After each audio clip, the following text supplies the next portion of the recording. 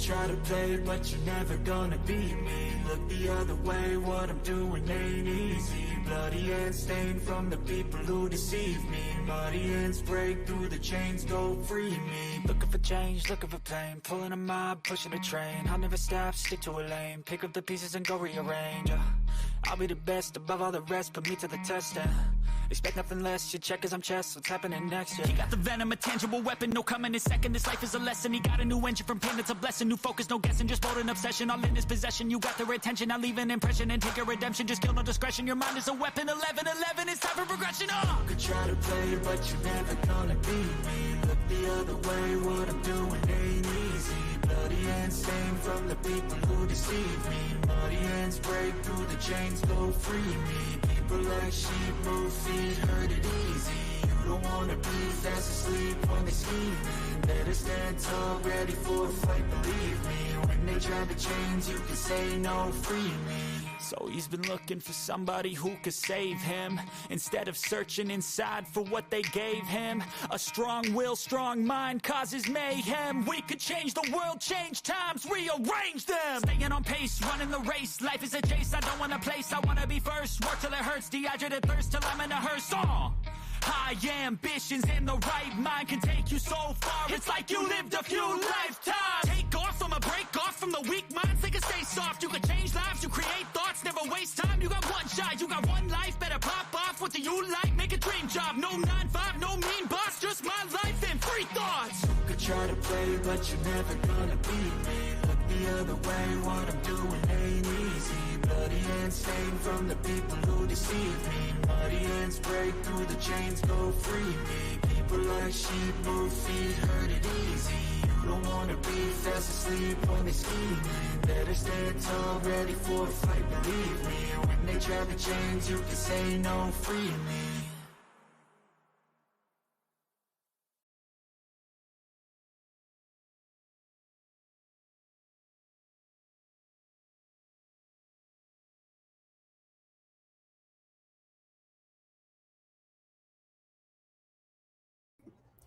Hey y'all, what's up? Hey Tony, it's good to see you.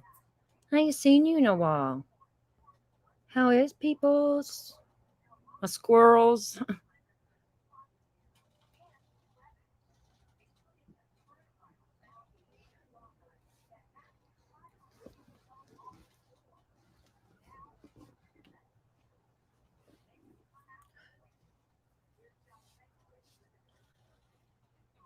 Allie, yes, our fellow squirrels. I'm gonna put that in the membership if I can ever remember.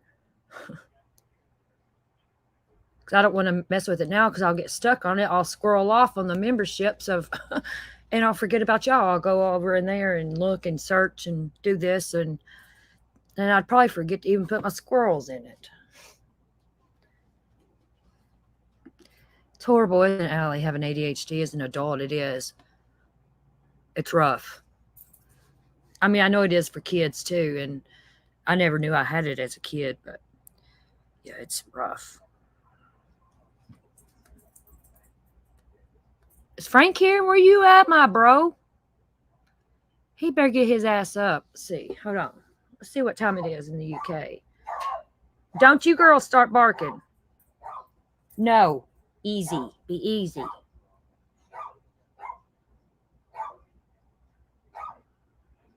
Current time in the United Kingdom.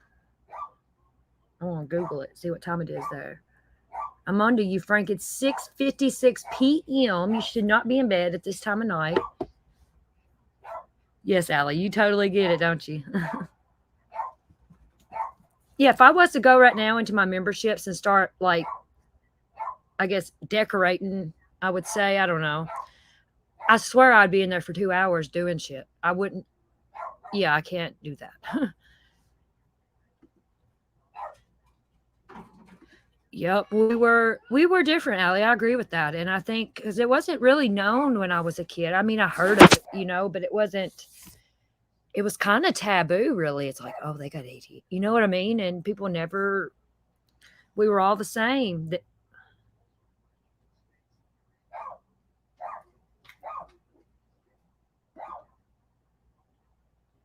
Tony, I have to give credit to Frank.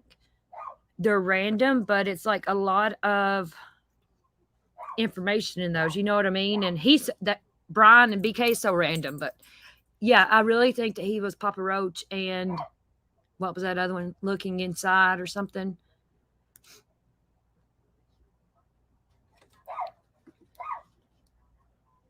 Have y'all heard anything about this case, Ana Walshe? Has anyone looked into it? It's I don't remember. I don't know when it even came out. It got my attention yesterday, and I started looking into it. And I was like, "Hey, we'll go over this," because it's an adult. It's not no kids. It's nobody's really talking about it. So, because I don't like talking about what everybody else is talking about because you're talking. You know what I'm saying? I don't like that. And now Molly Golightly is on the Idaho 4 case. She's a little late to the game. She sees it's money, money, money. Yeah. I'm not going to drain it. They can, whatever.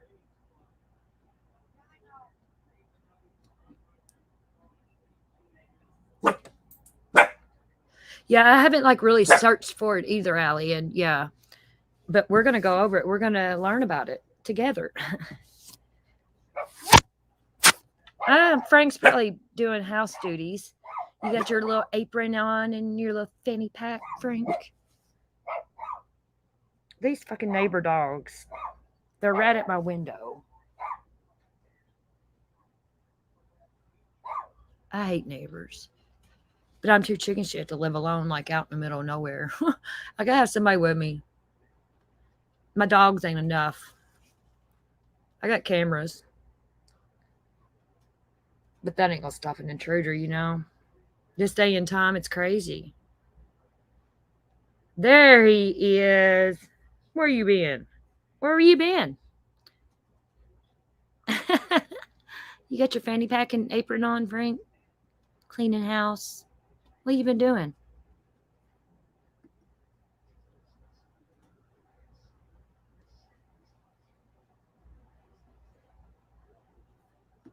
Oh, really?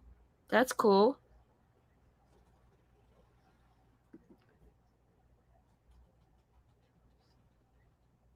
It kind of reminds me of Cassie Carley's case so far. I know it's different because Cassie wasn't with her killer or whatever, but a missing mom goes missing, still don't know dad. I don't know. And what was it that was similar to Cassie Carley's case? I can't remember. Look, see my squirreling, but yeah. Did y'all follow Cassie Carley? Poor baby. You went chippy. What's that mean?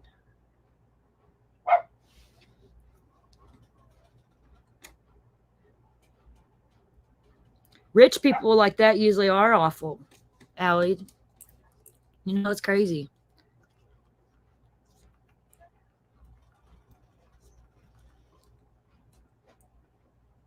Is it like 7 o'clock where you're at, Frank?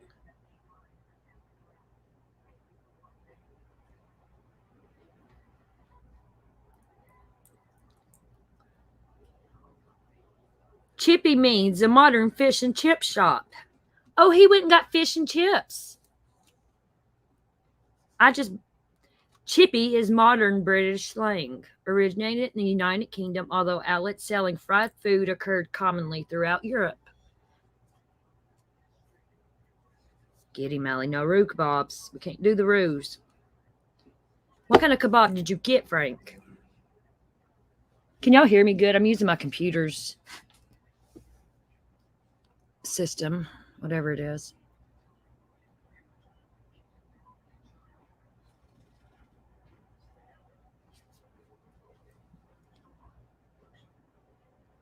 How do I know what?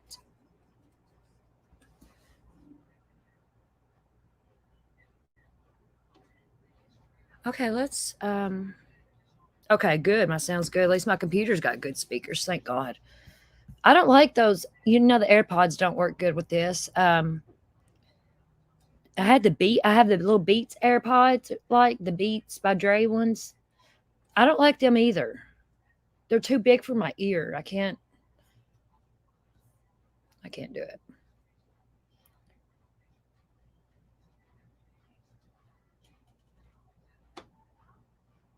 I don't know if let's see, where did it go?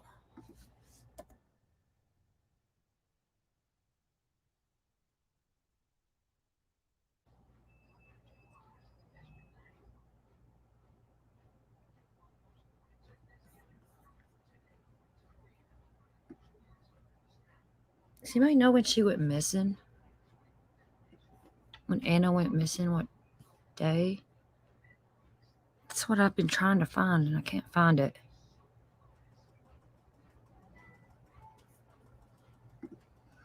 I got some videos I want to play on my playlist here, but there's some articles I want to read too. Yeah, I'm going to read. Let's see here.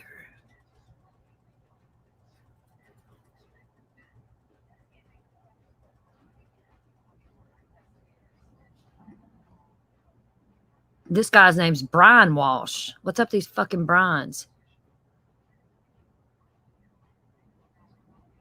See it 4 days ago.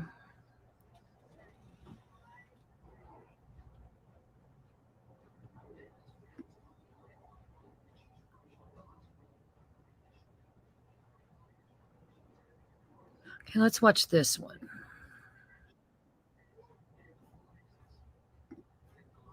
I want one that tells like the whole story, you know what I mean?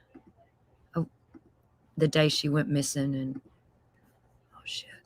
I gotta share screen first. Dumbass. January 1st, okay. Thank you, Frank. I do have a video of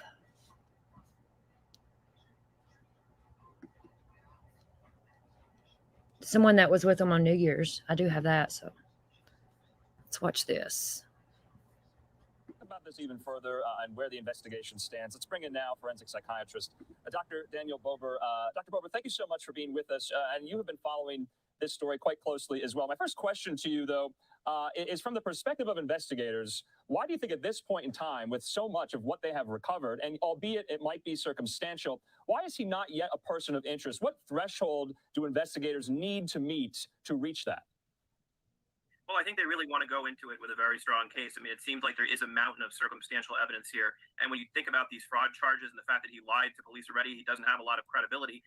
There's physical evidence at the dump that may be tied to him. It's possible. We know that, he has a history of misleading people. So that in and of itself is highly circumstantial, but suspicious at the same time. Yeah, I mean, is there any doubt in your mind, because we're all hoping for the best, obviously, but do you think there is some, I guess, glimmer of hope that she will be found alive, or is that not what investigators are operating under right now? I'm doubtful about that, unfortunately. I think we've seen this too many times before, cases like Lacey Peterson, men who were just very narcissistic and psychopathic. I named one of my kids after the Peterson case. Just a little tidbit info. Mother, we've been hearing from friends who knew her, we've been hearing from neighbors. What more can they provide, if anything, to investigators, do you think? Well, I think they just need a timeline of what was happening up until the time that she disappeared, looking at his movements, his social media, which, as we know, they've already done. He searched how to dispose of a 115-pound woman, which, again, seems almost inexplicable. There's, forensic files and CSI out there. It seems like people wouldn't make such a sloppy mistake, which almost makes me think that if subconsciously he wanted to get caught, but he made certainly a lot of mistakes. So I think looking at the social media, looking at his movements, talking to the people that knew him, obviously doing a cell tower dump, looking at all his text messages are going to be critical in gathering information.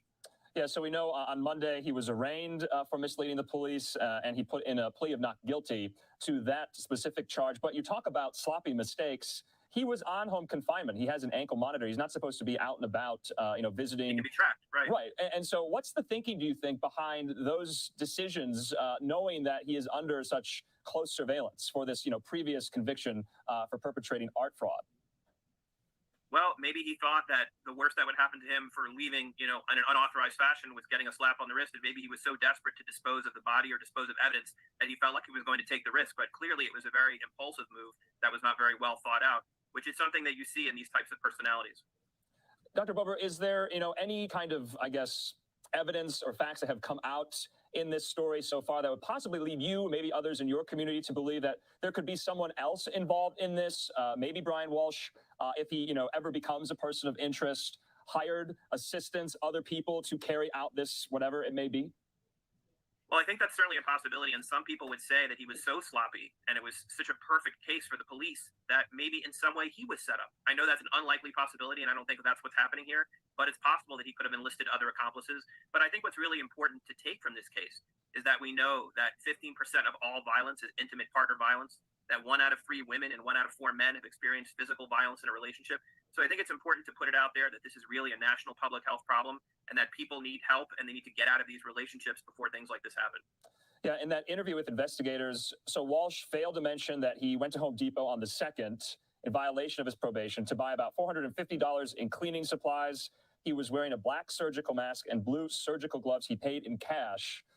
Very inconspicuous, right? Right, and you know, to me, it just seems like she's been missing since the 1st. It's now the 11th, and investigators are furiously searching for any trace of her. In your estimation, when are we going to find credit cards, debit cards, her cell phone, statements she made in the hours before she went missing? We don't have much on that. No, but I think we're going to hear more about that soon. I mean, obviously, the police came up with this charge of lying to them to keep him contained while they continue their investigation, and I think we're going to hear about this stuff really soon. I mean, there's just so many ways that she can be tracked, that he can be tracked between the credit cards and the cell phones. Everyone leaves a digital signature every day, and I think it's going to be very easy to discover in this case. Dr. Barber, last question. Where do we go from here? You're following this just as closely as we are. What are you going to be looking for? Well, I'm going to be looking for, again, what you just said, the credit card information to see, what charges were made, what locations that she visited, and see if they can cross-reference them with his movements. That's what I'll be looking for. All right, Dr. Barber, we appreciate your time and your insight into this, and we'll talk again. I didn't really tell much, did it? Hey, Zena. Hey, love. Because this talks about her where she was a realtor. No, that's not the one I want. Hush. Girls, easy. Let's see. I got a playlist here.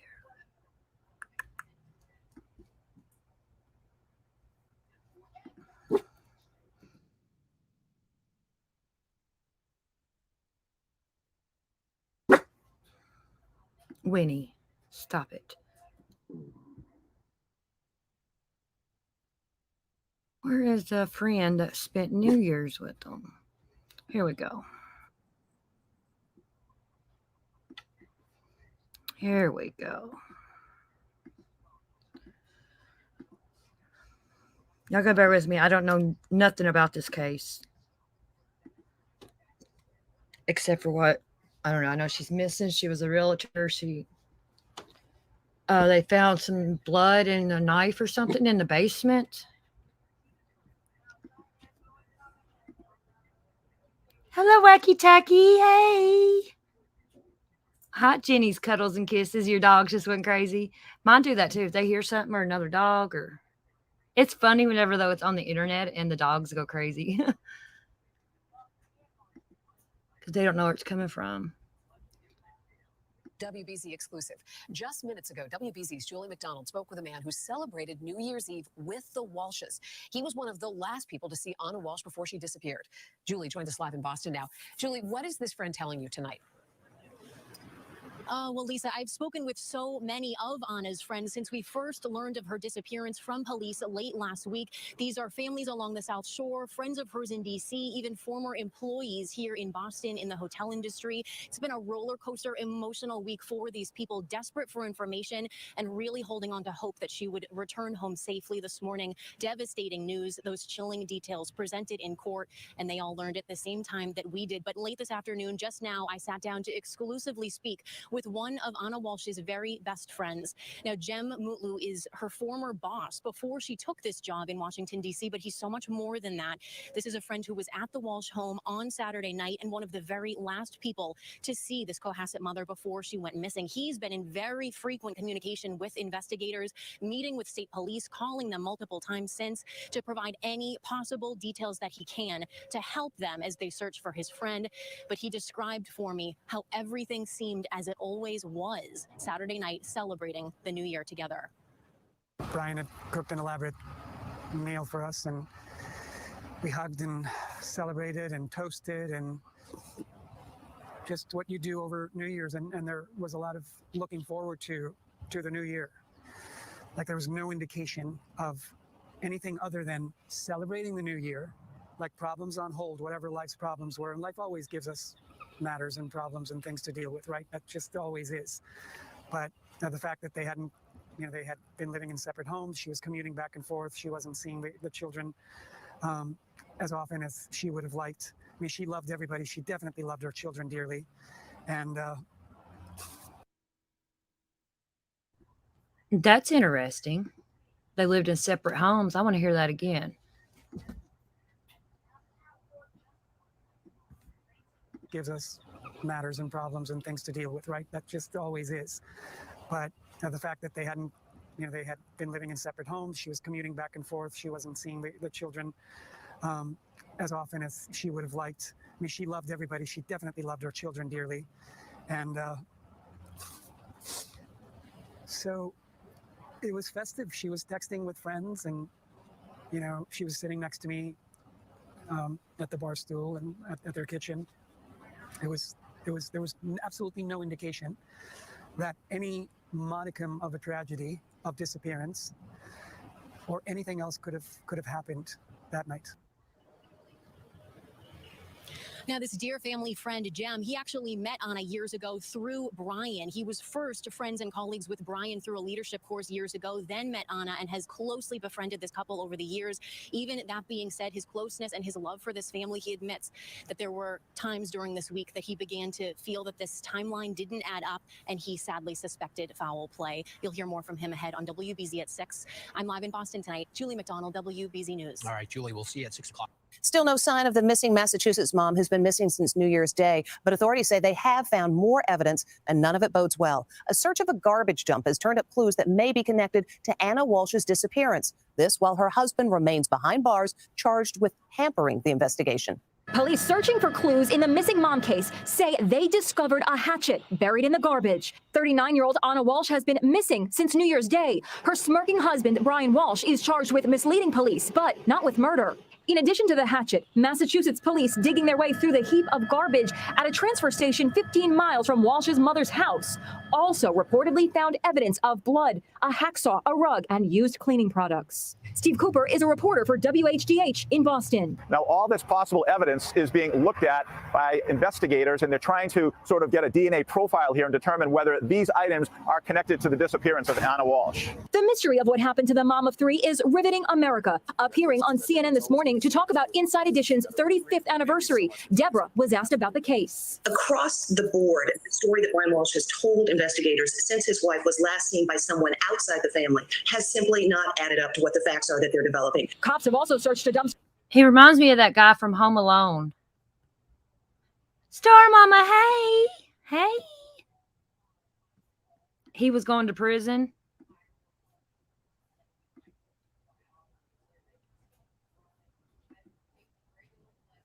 Did he have an ankle monitor before she went missing? Why did he have an ankle monitor? What was he? See, I'm not understanding what he's in trouble for. Don't he look like the Home Alone guy, Jenny? He does.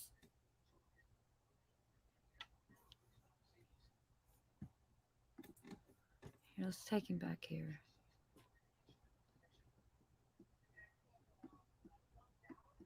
He looks like the guy from Home Alone.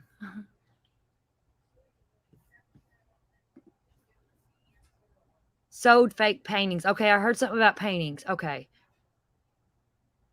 Oh, that's really bad.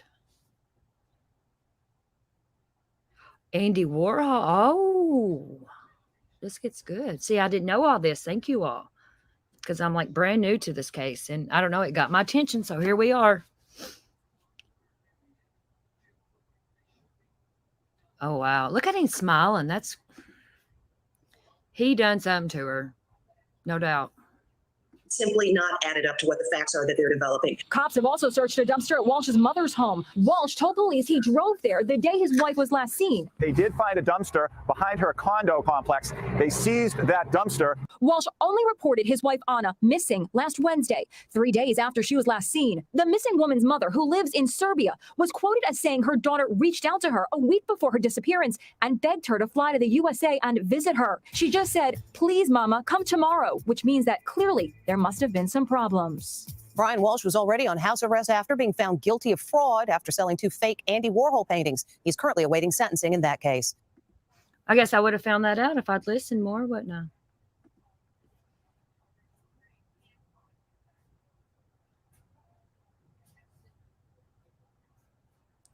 trying to see what all I got here in this. Now arrested in connection to the disappearance of his wife, court documents from a past case describe Brian Walshe as a physically violent sociopath.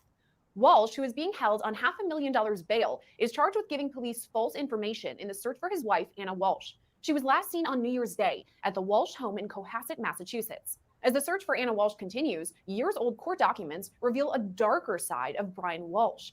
In a 2019 sworn affidavit, a longtime family friend called him a, quote, felon and sociopath who could never stay in school.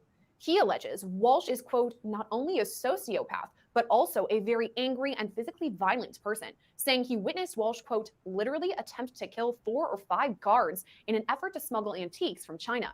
Additional court documents allege Brian Walshe, quote, had stolen and turned his back on his father and estranged himself from the rest of the family after stealing from his father's estate.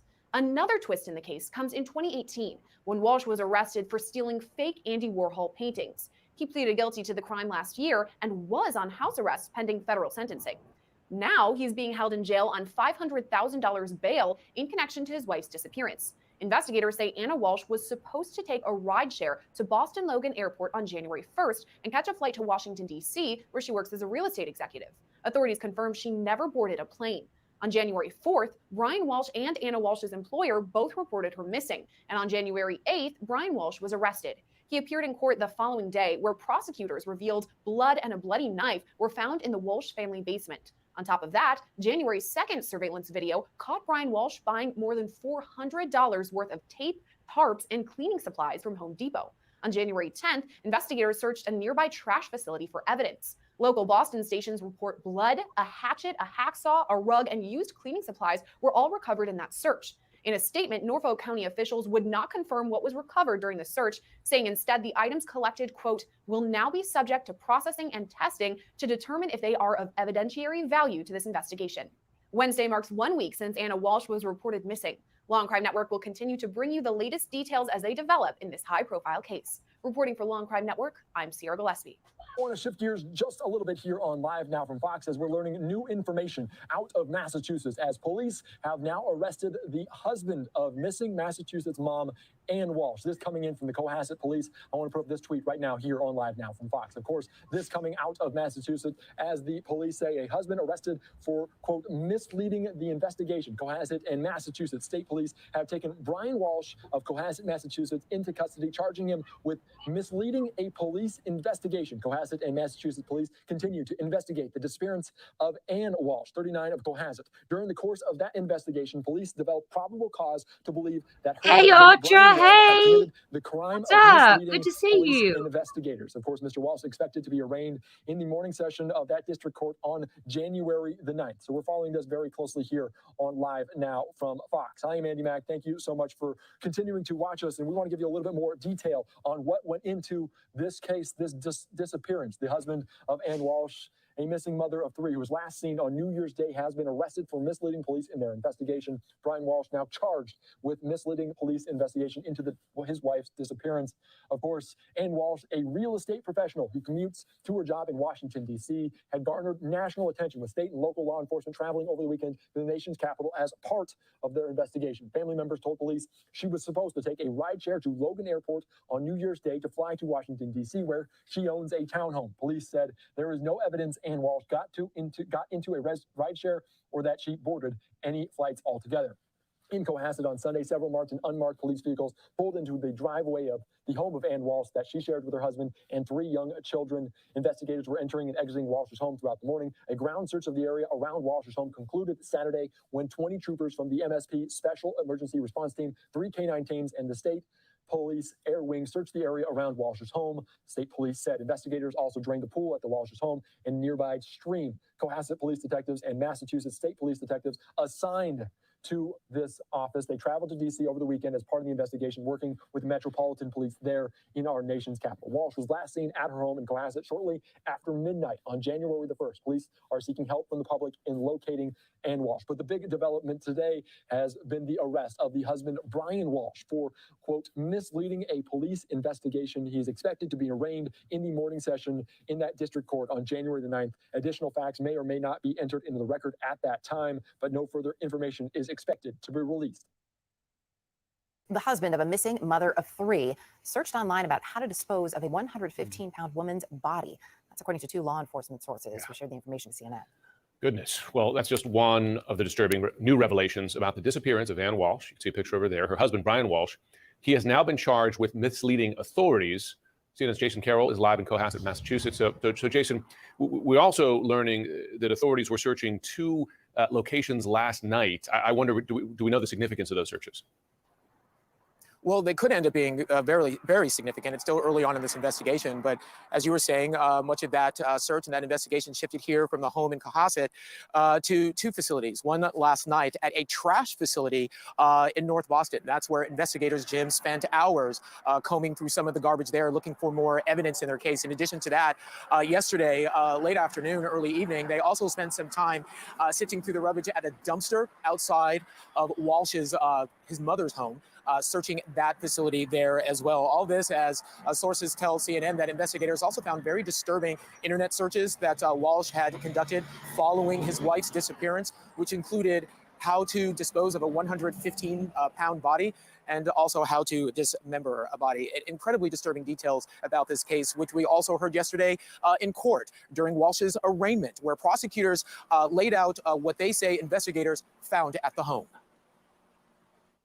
He's on surveillance at that time, purchasing about $450 worth of cleaning supplies. That would include mops, bucket, tops, T-Vex, drop cloths, as well as various kinds of tape. Blood was found in the basement area, as well as a knife, which also contained some blood. During the time frame when he didn't report his wife and gave various statements, that allowed him time to either clean up evidence. And we should also tell you that reached out to the district attorney's office, talking to them this morning, Jim and Erica, expecting to get some more information possibly about their case. That should be happening later today. Again, at this point, Walshe has just been charged with misleading police. We'll see if that changes in the near future. Also, I should point out, I spoke to a friend of Ana Walshe on the phone, a man by the name of Peter Kirby. He told me, as you can expect, that they are extremely devastated. He says, by all of the developments that they've been hearing about in the news, he said at this point, their focus is on Ana's 3 small children. Joining us now, Deborah Norville, the host of Inside Edition, which is Ana Walshe. Ana is the wife of this defendant. She's 37 years old. They have 3 children, 2, 4, and 6. Ana Walshe was last seen on New Year's Day about between 4 and 6 a.m. in the morning. The defendant indicated that she left the house to go, she works in Washington, D.C. The defendant indicated in the subsequent interview that she left the house around 6 a.m., taking an Uber or Lyft to go to the airport, where she was going to go to work in D.C. That was the last time she was seen. In the course of the investigation, police were notified around January 4th by her employees in Washington, D.C. that she had not shown up for work on January 4th. That was the first time that she was notified that she was missing. Up until this point, the defendant had not notified anyone that she was missing. In the investigation, was determined that she actually had a plane ticket for January 3rd, which she did not use and did not show up at the airport, nor her DC job or her apartment in DC. It was indicated that the defendant, police checked during the course of this investigation. There was not a Uber or any kind of Lyft that had picked her up on January 1st. In fact, in the course of the investigation, it was determined that her cell phone pinged in the area of the house, which is located on Chief Justice Cushing Way, that her phone pinged on the 1st and the 2nd, which is after the defendant had said she had left. Additionally, the defendant right now was on house arrest, pending sentencing in federal court. Part of that probation and condition, he was to report his whereabouts if he was to leave the house. He indicated as part of the investigation, when police spoke with him, that on January 1st, he went to his mother's house. However, it took him a lot longer because he got lost going to his mother's house in Swampscott. He also subsequently indicated and stated to the police that he went to Whole Foods and CVS.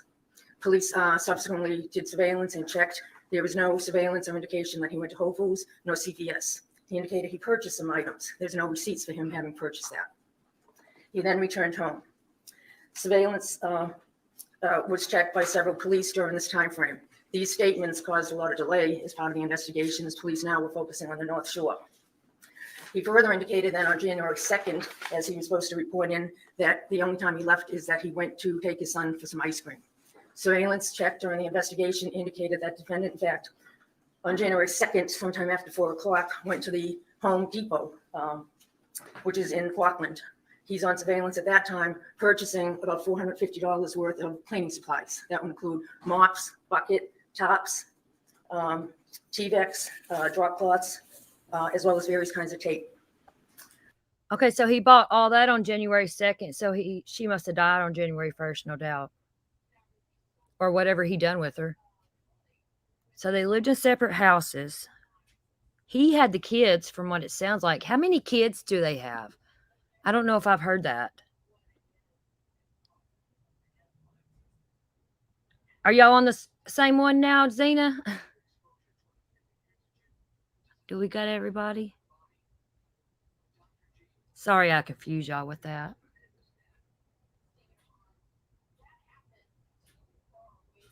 I should shut the chat off on that one so people don't get confused.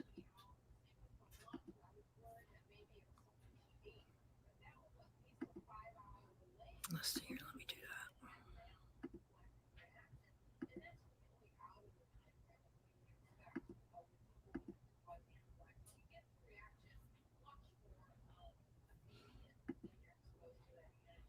Okay, that should do it.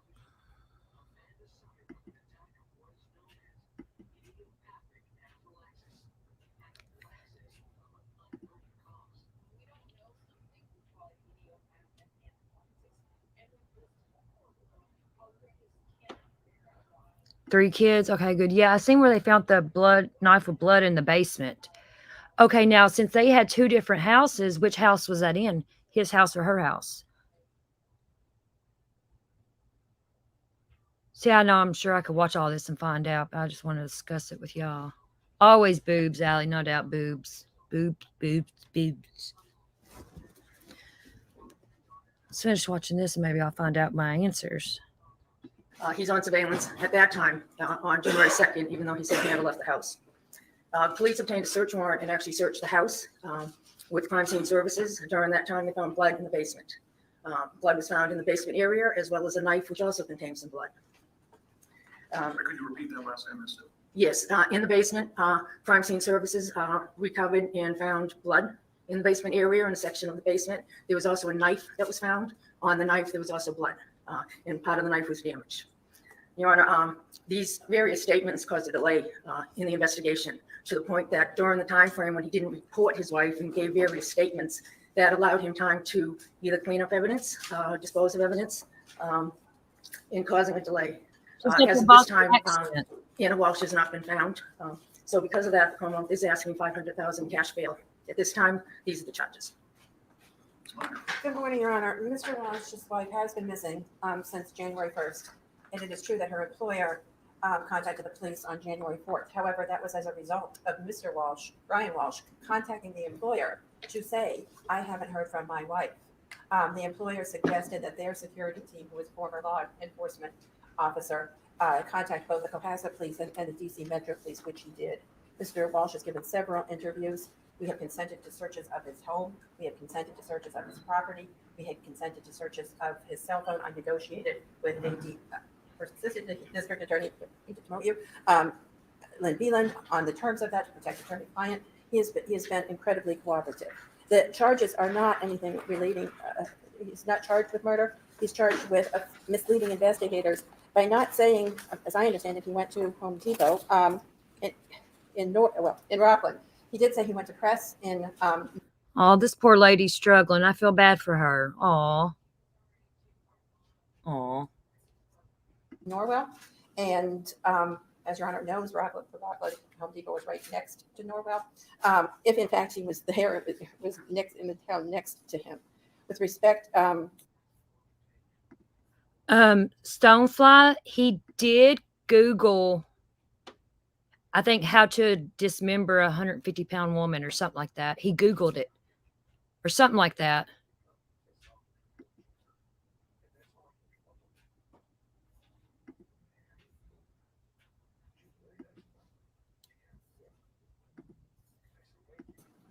to the other alleged omission is that he was in Brockton and Abington. They don't have him stopping anywhere in those areas, as far as the police report says.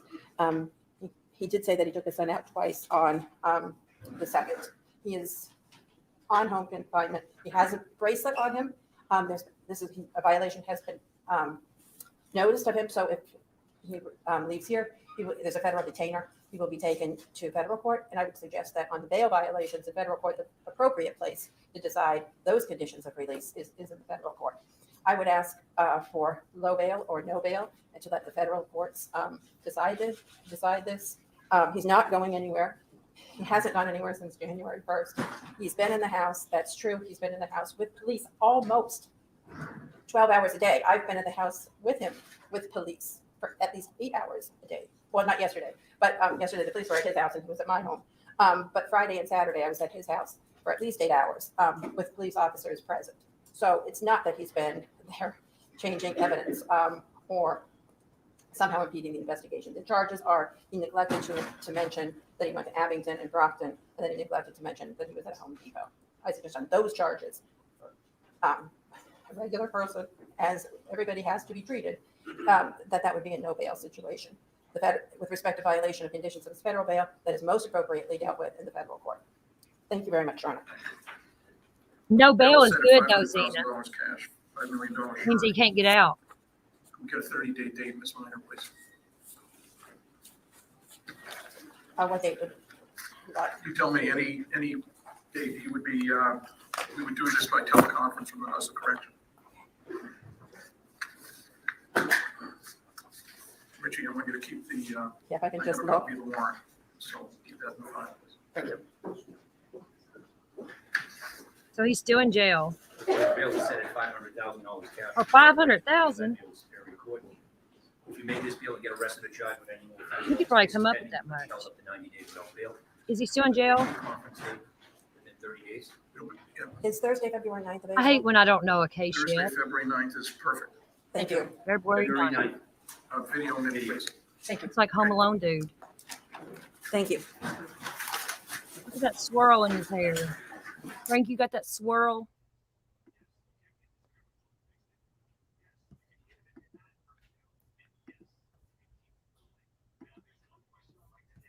Okay, let's see. I want to look up.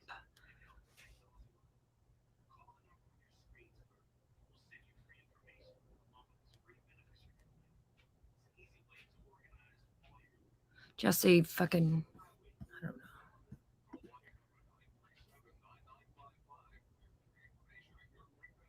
He's already got federal charges, Jenny. I think. Yeah, I agree, Allie. It should be. It should be a violation of probation or parole or whatever. Or, you know, it should be something. Yeah. Oh, my bad, Zena. I'm sorry.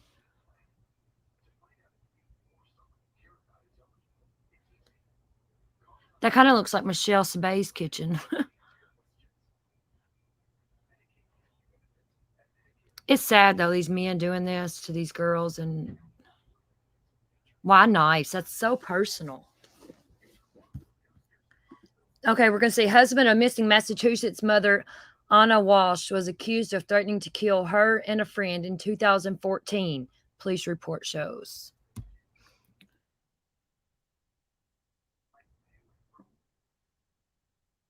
Nearly a decade before Ana Walshe went missing, the mother of three told police that a man who would later become her husband, Brian Walshe, threatened to kill her and a friend, according to police report. Ana Walshe, who has not been seen since around New Year's, reported the death threat reported the death threat in 2014, telling police that someone said over the phone he was going to kill her and her friend, according to a D.C. Metropolitan Police Department incident report obtained by CNN. The police department confirmed Brian Walshe was the person involved in the report, which was filed by Ana Walshe. She was on a NIP, something like that, when she lived in Washington, D.C. The case was later closed because the victim refused to cooperate in the prosecution, police told CNN. CNN has reached out to Brian Walsh's attorney. Since Ana Walshe, 39, was reported missing by her coworkers on January 4th, authorities in the small coastal enclave Cosset, Massachusetts, have accused her husband of providing a false timeline of his actions around her disappearance, alleging he intended to hinder their investigation. Brian Walsh told police he last seen his wife the morning of January 1st when she left to fly to Washington, D.C., and he spent the next 2 days running errands for his mother and spending time with his children, according to police affidavit. But police allege he lied about the errands, and prosecutors say he was seen the following day at a Home Depot paying cash for about $450 of cleaning supplies. The 47-year-old husband was arrested Sunday on a charge of misleading investigators. Details of Brian Walsh's legal history have also emerged in recent days, revealing harsh criticisms of him made by a relative and family friends during a 2019 dispute over his father's will. In affidavit submitted by his father's nephew and close friends, Brian is described as a dishonest, very angry, and physically violent person.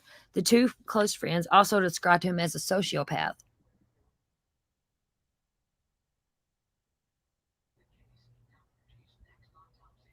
So far, investigators have uncovered several pieces of potential evidence in his wife's disappearance. Blood and a bloody knife in the family's basement, according to prosecutors. Brian Walsh's internet record showing searches for how to dismember and dispose of a body, according to law enforcement sources, and a hacksaw and apparent bloodstains at a trash collection site. The couple's 3 children between ages 2 and 6 are in the custody of the Massachusetts Department of Children and Families, according to a spokesperson. Several local families have offered to take them in so that they can remain together. 2 of Ana Walshe's friends, Pamela and Natasha, told CNN. My stomach went upside down, Ana Walshe's friend and former colleague Pam said of the hearing she was missing. Walsh is an absolute radiant spirit. You know, they always say that stuff about everybody. I mean, I'm not saying that she's not, but every time someone passes or missing or something, they're like the best person that ever walked on this earth. You know what I mean? Everybody does that. I mean, I don't know what I would do in that situation, but oh, Frank, I hate it. I'm horrible at it. Because, like, my eyes get ahead of myself. You know what I'm saying? I know Home Depot's expensive, but dang, $450, that's a lot. I could get a lot of stuff at Home Depot for $450, like cleaning stuff. No, there's no way I'd pay that. He done it.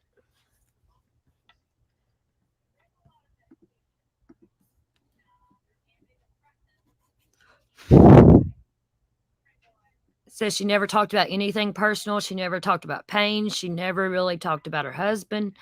It was all her kids and business and elevation and how she could help other people.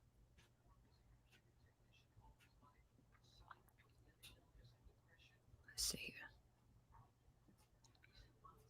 Right now we're going over what I'm showing. Some of it might be repeat.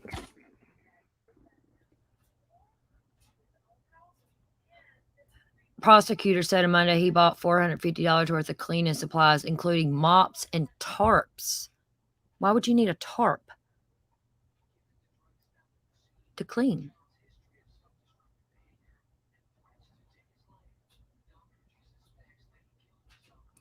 Investigators say Ana Walsh's phone pinged near the couple's house on January 1st and 2nd, according to prosecutor, despite her husband's claims that she left to catch a flight to Washington, D.C. the morning of January 1st. I'm just reading through this, trying to get stuff that we haven't.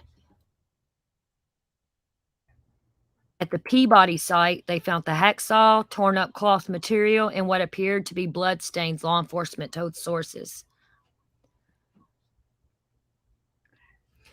Further, a search of the Walsh's home revealed bloodstains and a damaged, bloody knife in the basement. Law enforcement sources told CNN that investigators hope to collect blood samples from the couple's sons so they have a direct bloodline sample to compare against bloodied evidence in the case. Brian Walsh is being held on a $500,000 cash bail for the charge of misleading investigators and is set to appear in court on February 9th.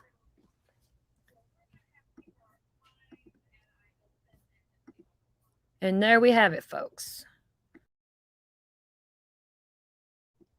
Are we all caught up? I think I am. I got a good idea. Yeah, it's a serious mess to have all that. Yeah. I wonder. Richard Allen. I didn't follow that case, Frank. I didn't follow the Delphi case.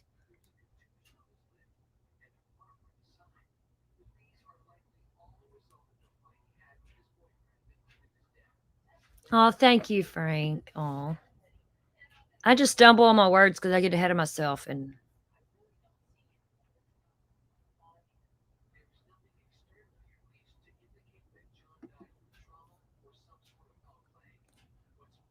yeah, I don't know nothing about the Delphi case. I didn't get into that one.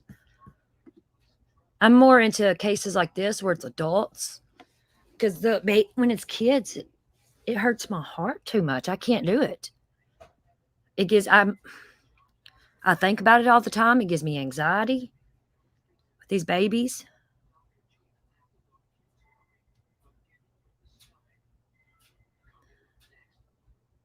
Anything else y'all want me to pull up on this? I'm very curious.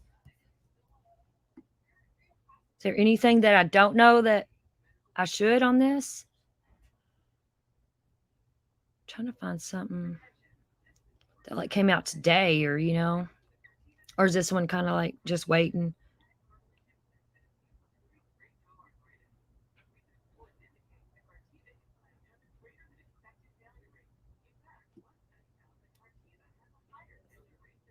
I think you say her name Ana, not Anna, right? Ana.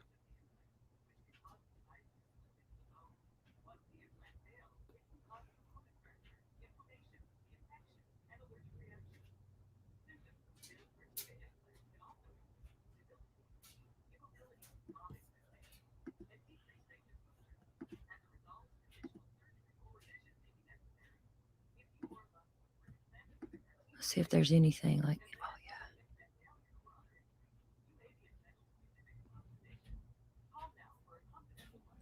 Okay, here's something about.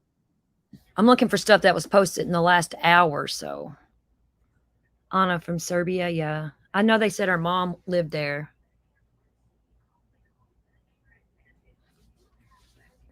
Right, Allie. Give me a little time in a room with one of these nasty. Yeah.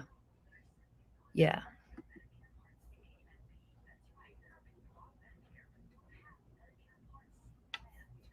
About the monitor, he got in trouble for selling fake Andy Warhol paintings, and he has federal charges against him. That's why he has the bracelet. Does that make sense? Is that what you was asking? Or yeah, Stonefly, I hope they keep the kids together too. That's sad, ain't it? They in situations like this, the kids lose both parents, and it's really sad.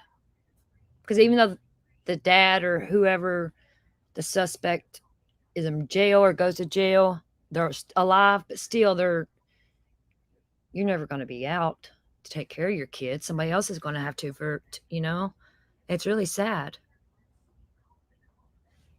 No, Sabrina, not Sabrina, Frank. Serbia, like I think it's a country, or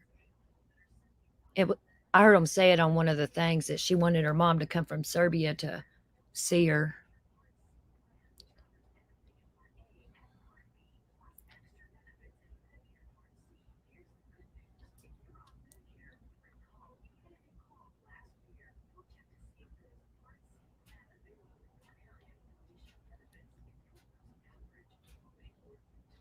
Then poor Cassie Carley, I think about her all the time.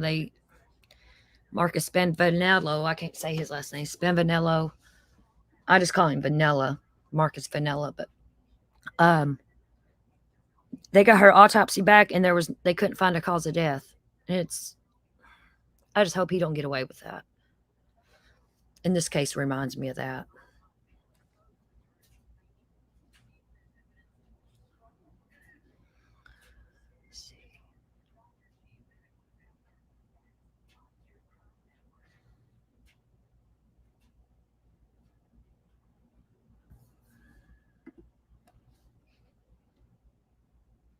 I don't know where Serbia is, Frank.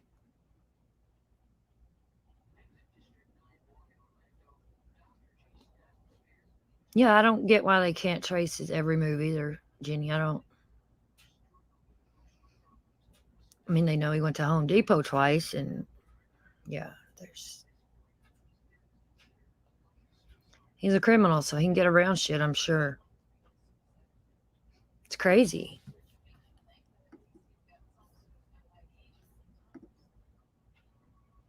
Let's watch this. This is one of Anna's friends that came out in the last hour.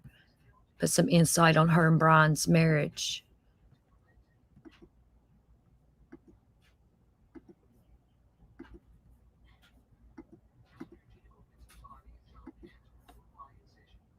At 10:30, we are able to bring you more of the interview with the best friend of missing Cohasset woman Ana Walshe. Over the next 90 seconds or so, you're going to hear Alyssa Kirby describe the last time she saw Ana, the argument she allegedly was having with Brian, and also how she perceived their marriage. I actually was with her on Thursday night. We had our last time I was with her was that Thursday before we went out for dinner. We went out dancing till really late, and then she left that Friday morning to go back to Boston. They had many fights about, like, when are we finally gonna come to DC? When am I gonna be with my kids? That was her priority. And so I know they were experiencing a lot of stress together, and I know it had been a very tense Christmas. So I mean, a lot of that we discussed also. But really, never an indication that she feared for her life. Never an indication that she felt unsafe even. It was just a frustration of, like, I just want to be with my kids. I just want to be back here. She always described him as her best friend, that they were very close, like love at first sight. That was always what she said, that she trusted him, that, anything he may have done wrong in the. A lot of women say that. They'll say that, then go home and get beat. You know what I mean? It's really sad because a lot of women are embarrassed about what their husbands or partners are doing to them behind closed doors and what's going on. You get embarrassed about it, and sometimes you don't tell nobody nothing. You just keep it all to yourself, and it eats you alive inside. Past, it was just bad choices. She was a good person, and it's sort of like knowing that now it's jarring, it's gut wrenching, it's uncomfortable.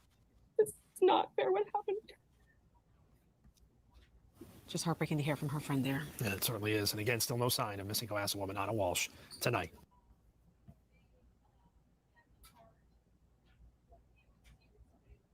See if this is the one we already watched. Now to a WBZ exclusive. A family friend who was at the New Year's Eve party the night before her disappearance says he didn't see any signs that anything was wrong.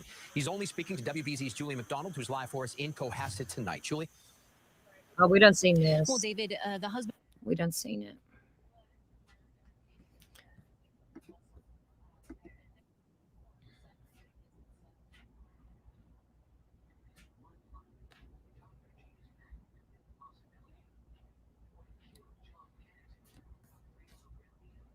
Oh, this one's interesting.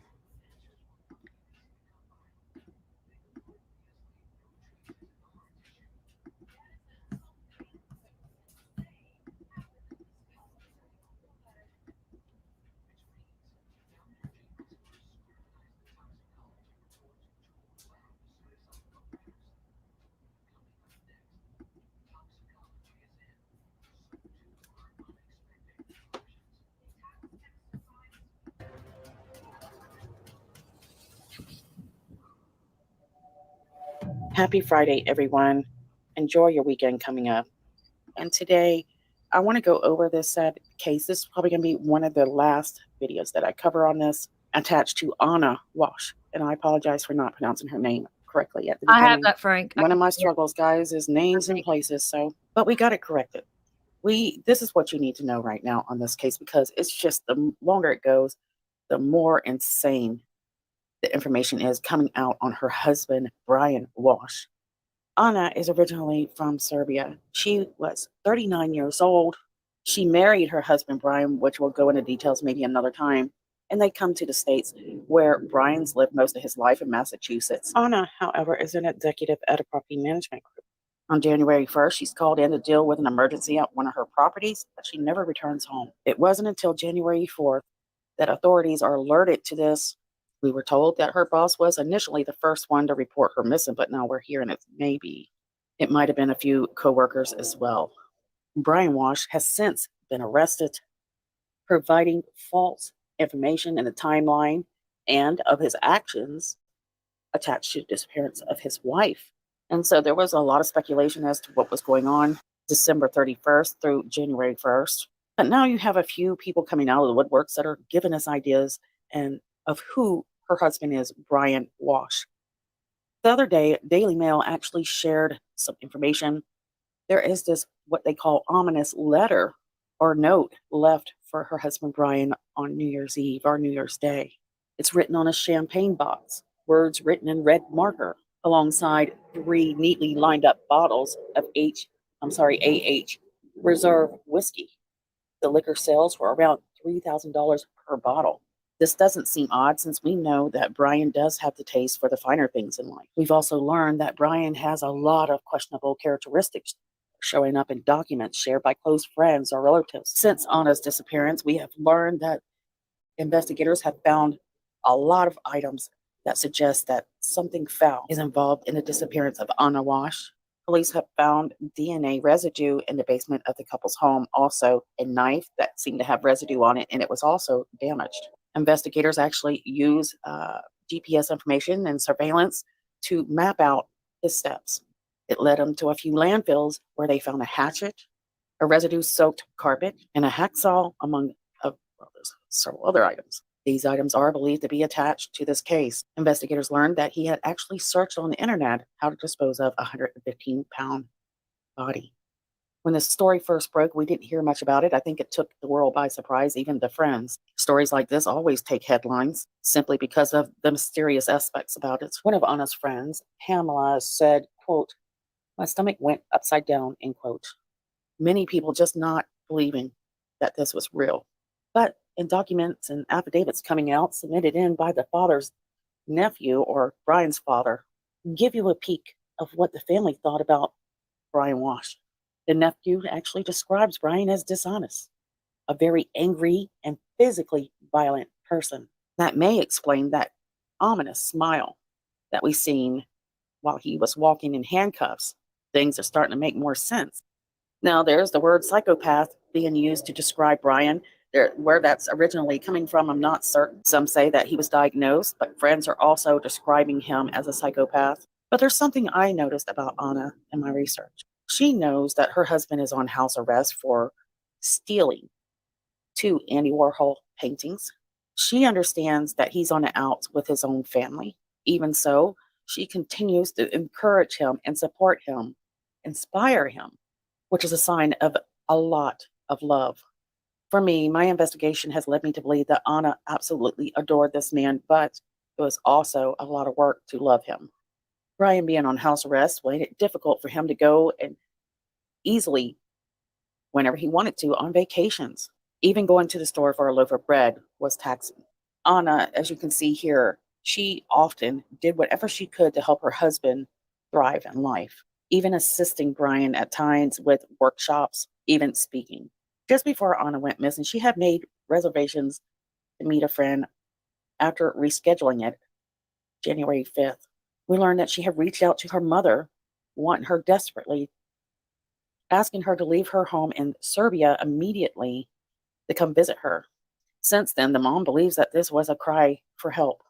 And it makes you wonder if mom knew the complete background of Brian, because now we're learning that Brian had actually threatened Ana's life and a friend, but that didn't stop her from marrying this guy. And every day that goes by, reporters are digging out more and more information on this couple. The harder they dig, the more darkness we're seeing, which is attached to Brian. However, we're seeing that Ana, well, she was a wife that loved him and adored him more than anything in this world, and she would do anything to help him thrive. Ana spent a lot of time trying to help her husband get out of the trouble he got into. Let's go over tidbits of the letter she wrote about her husband. It clearly states that she understands who he is and his demons.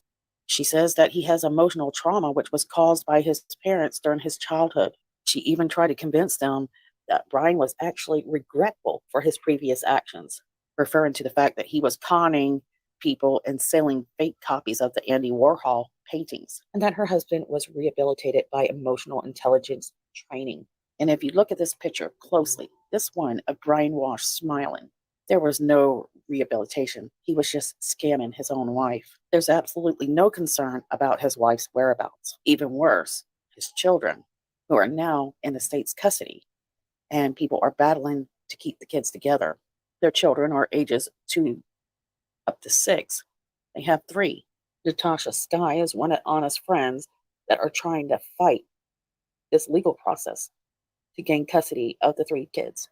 She says there are 2 families who have had play dates over and over already. Hey, good. There Hey, are 2 love. families who are willing to adapt and take all 3 Sharon boys Tuck. Hey, together. beautiful. Right now, there are pictures surfacing claiming that Anna might have been dealing with domestic violence the entire marriage. It was on May 21st of 2018 that she changed the caption. She wrote, mild concussion, bruised hip, and a cut. She edited this caption just, I think they're saying, probably 35 weeks ago, 2 weeks before submitting the letter to Judge Douglas Woodlock. Her main goal was to help Brian stay out of jail. So let me go over this letter with you a little bit more in detail. So this letter was sent on June 1st of 2022. My mother suffered a major health event, which caused heavy hemorrhage. Not only did he save her life, but he also brought her and the entire family comfort and joy during the course of her illness. Brian has been working consistently on breaking the past habits of his family, and we are all looking forward to the new chapter in his life. You can read this entire article at Fox, and it's by Adam Sabes. And as you can see on this photo, there is a cut above her eye. So most of us know that domestic violence victims, Oh, wow. they only want to see the good side. Oh, wow. And they want to forgive and forgive and forgive, believing that change is coming. But those of you in domestic situations, I promise you, change isn't coming. You need to love yourself, protect yourself. So as this case keeps going on and on and on, and we're still not seeing any charges that we believe should be attached to this case, well, you can believe that investigators, with what they found so far, they've got their hands full putting together whatever they need to do to bring justice for the friends and the family of Anna. Right now, friends are asking people to donate to help them with their battle with the kids, and also to fly Anna's mother to the States. And I'm going to put up the entire letter here that I can find and let you guys read over and, find your own ideas or come to your own conclusions. My concerns are this, is Anna. It says, I'm writing this, Dear Judge Woodlock. So this is from Anna, I guess. Ideas or come to your own. Yeah, this is from Anna to the judge. Conclusions. My concerns are this, is Anna, she told police. It says, I'm writing this letter to you to express my gratitude for having allowed Brian to spend the last 8 months at home supporting his children and closest family members. During these 8 months, our family was able to be together during many of the milestones. Our youngest son turned 1. Our middle son started to speak, and our eldest son, who had just started kindergarten when we saw you last, is now only a few weeks away from completing the year and preparing for first grade. He also lost his first tooth. We also experienced some challenges. On December 21st, 2021, my mother suffered a major neurological event which caused heavy hemorrhage. Brian was the one who heard my mother's sighs for help within seconds and immediately called me an emergency. He was quickly able to establish that she was in severe pain and that she needed immediate medical help. Well, it's funny. He waited to get his own wife medical help, but he got her mother medical help. Yeah, right, dude. Yeah. My mother was taken to the South Shore Hospital from our home and then transferred to Brigham and Women's, where she received treatment and stayed for almost a month until she was stable enough to leave. Now, months later, she has made about 95% recovery, and she keeps repeating that she wouldn't be here if it wasn't for her son-in-law, Brian. Back in 2014, that someone threatened to kill her. And not only did he save her life, but he also brought her and the entire family comfort and joy during the course of her illness. He furthermore remained positive and optimistic about her path to recovery. Even when my sister and I were scared for my mother's life, he always believed she would achieve full recovery and would not give up on her even in the darkest moments. During my mother's illness and beyond, Brian continued to be contribution and focus on charity work.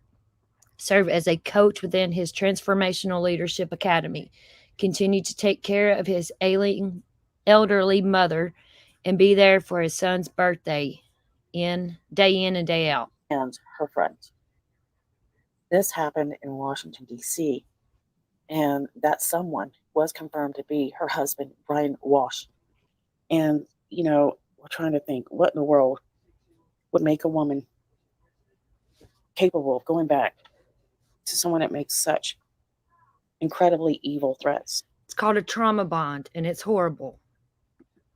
And I bet we're going to see a few friends that might come forward and share a little bit more information on the background of this couple. Until then, we're all hoping that Ana is brought home safe. But a lot of people believe that is not the scenario. It's not the case. And that it's just a matter of time. This case has really broke my heart because her heart was so beautiful and his was so dark.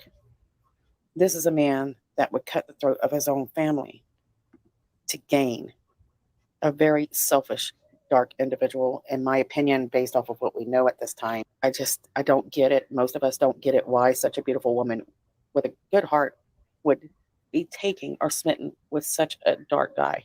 Anyways, guys. Trauma bonds are real, y'all, and they really suck. And people don't realize, you know, like this lady here, she's like, why didn't she leave? I don't see why such a good woman stayed and dealt with that, because you don't get it. And I always say to people that says, why don't you just leave? I tell them, I said, I am very thankful that you do not understand why I just don't leave. Does that make sense? Like this lady that we just played, I'm very thankful that she don't understand it because she's never been through it, obviously. And I'm not trying to trash her or nothing, but that's how it works. You don't know until you're in that situation. For me, anyways. That's how I've seen it in the research I've done. And this dude is a narcissist. We're going to look into that more. Yeah. Thank you all. See? It's true though, you know, you don't know how I'm thankful for that. That you've never been through that pain. You don't know what it's like. You don't know what it feels like. You never even heard of a trauma bond, probably. People haven't even heard of what that means until they go through it and they're like, oh my God, that's, you know, it makes so much sense. Right, Sharon, been there, done that. And it makes me mad though when people do, why didn't she just leave? Honey, I totally get why she didn't just leave. I get it.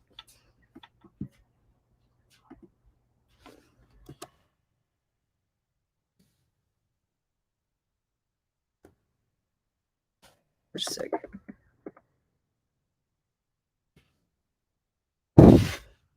Actually.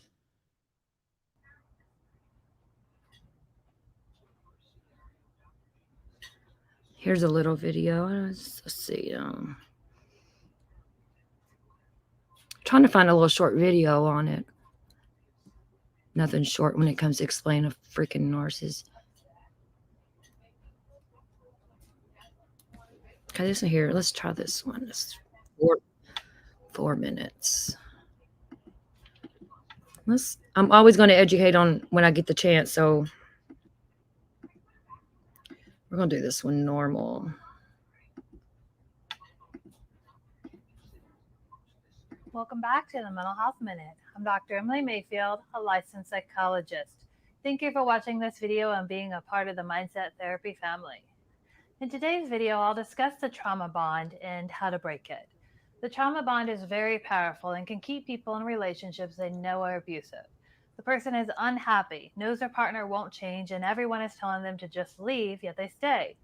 Why would someone stay in an abusive relationship? But first, before I discuss that further, thank you for watching this video and being a part of the Mindset Therapy family. If you enjoyed this video, please consider subscribing and sharing so that we can have the Mindset Therapy family continue to grow. You can also follow us on social media for more content related to all things mental health. Making a decision to leave an abusive relationship is never easy. You may have kids, shared friends you don't want to leave, not enough financial support, or no emotional support from those around you. As if those weren't enough reasons to make it difficult to leave an abusive relationship, there is also the trauma bond that makes it difficult to leave. When people are in abusive relationships, they can develop something called a trauma bond. A trauma bond is a strong emotional attachment someone develops to an abuser. Trauma bonding can occur in any type of abusive relationship, including abuse that is perpetrated by a narcissist. One method by which narcissists inflict their abuse is through control and manipulation. The dynamic between the narcissist and their partner becomes based on intermittent reinforcement of reward and punishment. The intermittent reinforcement comes from the unpredictability of whether an action will be rewarded or punished, making it nearly impossible to predict. The partner being abused thinks next time will be different because of the lack of consistency in how the abuse was delivered in the past. So, for example, not saying things in a way the narcissist wants this time may not lead to punishment as it had before, so the partner thinks things are getting better. The partner being abused has developed a maladaptive behavior of forgiveness in response to punishment, and this becomes their normal way of responding. They are trapped in this cycle, and it is difficult to get out of. The partner is hopeful things will change and holds on to this hope that tomorrow will be better and different. Now that you know what the trauma bond is and why it keeps you in an abusive relationship, what options do you have available to you to break this trauma bond? The first step is to recognize what is happening. This means starting to notice the pattern of intermittent reinforcement. If you are never sure how the narcissist will respond today, then you are likely experiencing intermittent reinforcement. People should be overall predictable in their actions, and you shouldn't be left guessing what their response will be. If you feel as if you are walking on eggshells and always are cautious around the narcissist, then this should raise concerns for you. When you are able to recognize the unpredictability of the narcissist as a way to control you and start to realize that you have been stuck in your abusive relationship because of the trauma bond, you may start to experience self-blame. You question whether you are the reason the narcissist was abusive and blame yourself for staying. You feel played by the narcissist and think you should have been able to see things more clearly sooner. Blaming yourself just keeps you in a mental state that allows the abuser to remain in control. The abuser has spent the entire relationship putting responsibility on you. Don't let the narcissist continue to control you once you know what is happening.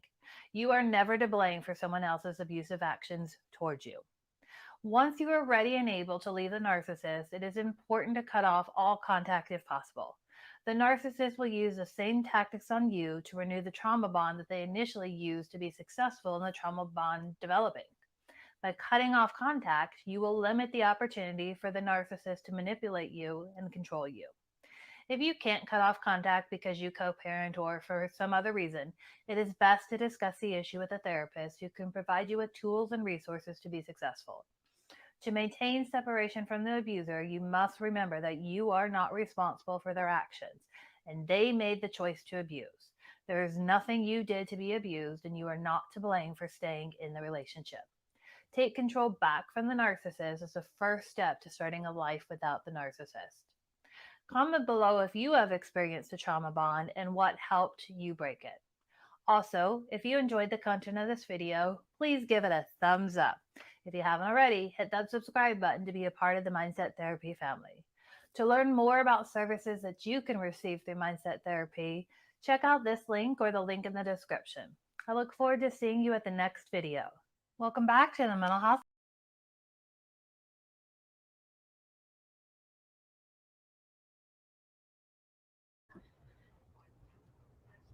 Frank, you're not going nowhere, buddy. Hush it. Hush it. Well, y'all, I think I'm going to end this. I don't want to do lives too long whenever I do cases like this, so people don't have to, if they do want to watch, they don't have to watch through 3 hours. Anybody got anything else to say before we end it? I don't think we've ever ended one this early, but I may start one back up later just to chit chat, maybe on my other channel. So make sure you're subscribed to both channels because I go live on both of them.